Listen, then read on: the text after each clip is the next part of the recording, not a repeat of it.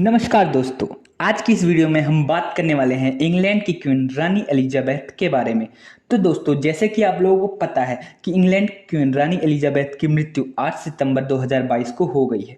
तो दोस्तों, आज हम इनके बारे में बात करेंगे कि कैसे ये इंग्लैंड की क्वीन बनी, और साथ ही साथ 14 और देश हैं जिनकी ये क्वीन मानी जाती हैं। तो इन 14 देशों की क्वीन ये कैसे बनी और इनके पास कौन कौन सी पावर होती हैं।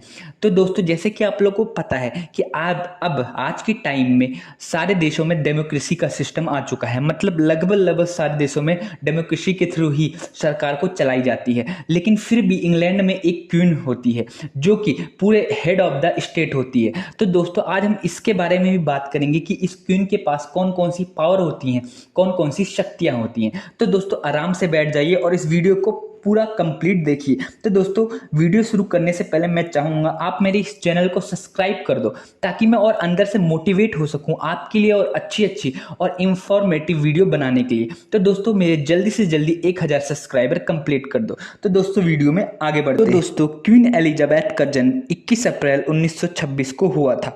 जब इनके पिता की मृत्यु हो गई, उसके बाद ये उत्तराधिकारी के रूप में सामने आई और इनको इंग्लैंड की क्वीन बनाया गया। तो दोस्तों, इनको 6 फरवरी 1952 को इंग्लैंड की क्वीन बनाया गया। उस समय इनकी उम्र सिर्फ 25 वर्ष थी।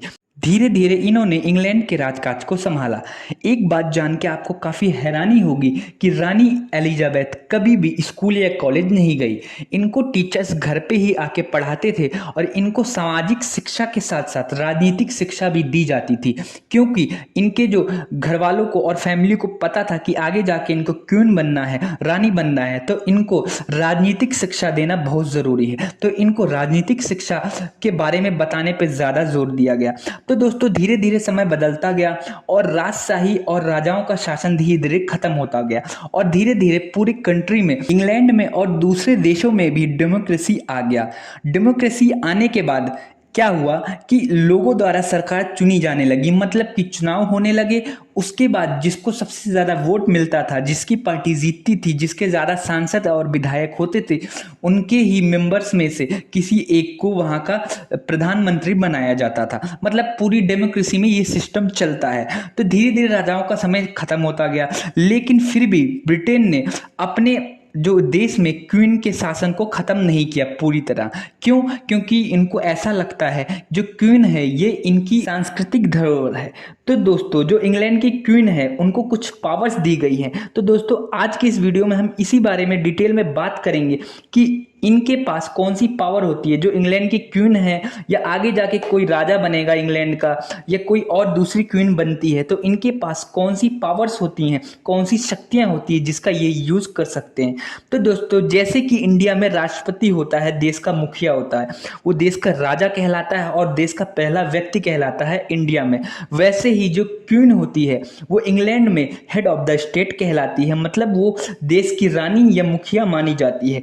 जैसे इंडिया में करेंसी में महात्मा गांधी की फोटो लगी हुई है, उसी तरह ब्रिटेन में वहां के नोटों पे रानी एलिजाबेथ मतलब जो क्वीन की फोटो लगाई जाती है। तो दोस्तों, क्वीन एलिजाबेथ ना केवल ब्रिटेन की बल्कि 14 और ऐसे देश हैं जिनकी ये रानी मानी जाती है। तो दोस्तों, अब आपके मन में ये क्वेश्चन आ रहा होगा कि ये ब्रिटेन की और इंग्लैंड की रानी तो हैं, और बाकी दूसरे देश ऐसे कौन से हैं जिनकी ये रानी है, और इनकी रानी क्यों है आखिर, मतलब किस वजह से ये इन देशों की भी रानी मानी जाती है।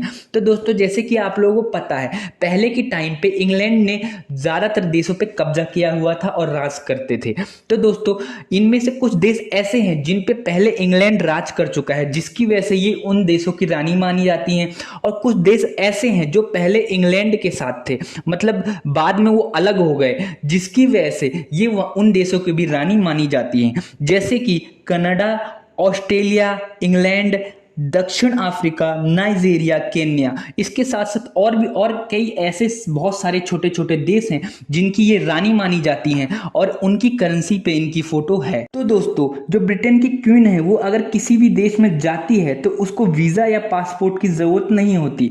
ऐसा इसलिए होता है क्योंकि जो वहाँ के जो लोग हैं, जो ब्रिटेन के लोग हैं, वो जब भी किसी दूसरे देश में जाते हैं तो रानी द्वारा ही उनको एक मान्यता दी जाती है, उनकी एक गारंटी ली जाती है कि ये हमारे देश का नागरिक है। मतलब रानी ही उनको पासपोर्ट इशू करती है, जिसकी वजह से, क्योंकि रानी खुद पासपोर्ट इशू कर रही है, किसी की गारंटी ले रही है कि हमारे देश का व्यक्ति है, तो इसलिए रानी को कभी भी किसी भी देश में जाने के लिए वीजा की या पासपोर्ट की जरूरत नहीं होती, क्योंकि खुद वो एक एज ए पासपोर्ट है, एज ए बहुत बड़ी अथॉरिटी है जो लोगों को अथोराइज करती है दूसरे देशों में जाने के लिए। तो वो कैसे उसको पासपोर्ट की जरूरत पड़ेगी। इसके साथ साथ ब्रिटेन की क्वीन के पास ही अथॉरिटी होती है कि वो ब्रिटेन के प्रधानमंत्री को अपॉइंट कर सकती है। मतलब कि जो प्रधानमंत्री होता है वो जनता द्वारा चुना जाता है, लेकिन उसके बाद उसको ऑथराइज, उसको परमिशन, उसको शक्तियां रानी ही देती है।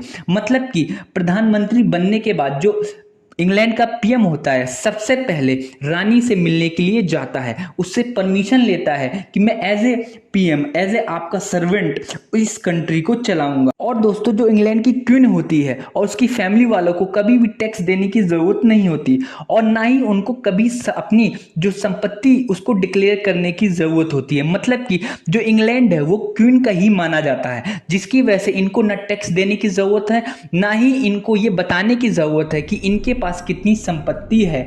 तो दोस्तों, साथ ही साथ इनके पास एक और पावर होती है कि कभी भी इनके ऊपर किसी भी तरह का कोर्ट केस नहीं चल सकता। मतलब कि इनको अगर ये कभी भी गलती से कोई जुर्म कर देते हैं तो कोर्ट कभी भी इन पे कोई केस नहीं चला सकता, क्योंकि ये रानी है, वहां की हेड है, जिसकी वजह से कोर्ट इन पे केस नहीं चला सकता। साथ ही साथ ना ही इनके गाड़ी पे कोई नंबर प्लेट होता है और ना ही इनको किसी ड्राइविंग लाइसेंस की जरूरत होती है कभी भी अगर ये ट्रेवल करती हैं कार से एक जगह से दूसरी जगह। और साथ ही साथ कई सारे और रूल हैं, जैसे कि जो रानी और जो उनका उत्तराधिकारी है कभी भी एक गाड़ी में एक साथ नहीं जा सकता। और दोस्तों, इंग्लैंड की रानी के पास ये भी शक्ति होती है कि अगर इंग्लैंड के संसद पे कोई बिल पास हो रहा है और रानी को नहीं पसंद तो वो उस पर रोक लगा सकती हैं। पर दोस्तों, जितनी भी मैंने आपको शक्तियां बताई हैं इनमें से कुछ शक्तियों का ही प्रयोग रानी करती हैं, बाकी शक्तियों का यूज नहीं करती, क्योंकि आज के टाइम पे डेमोक्रेसी चलती है। रानी का शासन और रानी की जो पकड़ है वो कम हो गई है। जैसे कि हमारे इंडिया में देश का जो राष्ट्रपति होता है वो देश का राजा माना जाता है और देश का पहला व्यक्ति माना जाता है। उसके पास भी बहुत सारी शक्तियां होती हैं, पर राष्ट्रपति जो होता है वो उन शक्तियों का यूज नहीं करता। जो पीएम है वही ज्यादातर इन शक्तियों का यूज करते हैं। वैसे ही इंग्लैंड में, ब्रिटेन में भी जो क्वीन होती हैं उनके पास बहुत सारी शक्तियां होती हैं, पर वो उनका यूज नहीं करती। जो प्रधानमंत्री होता है, जो पीएम होता है, वही उन शक्तियों का यूज करता है और देश का विकास करता है। तो दोस्तों, आपको ये वीडियो कैसी लगी? आपको इस वीडियो में अगर कुछ भी समझ ना आया हो तो नीचे आप कमेंट करिए, मैं रिप्लाई करने की कोशिश करूंगा। और साथ ही साथ आप इस चैनल को सब्सक्राइब करो ताकि मैं मोटिवेट हो सकूं आपको और भी अच्छी अच्छी वीडियो देने की।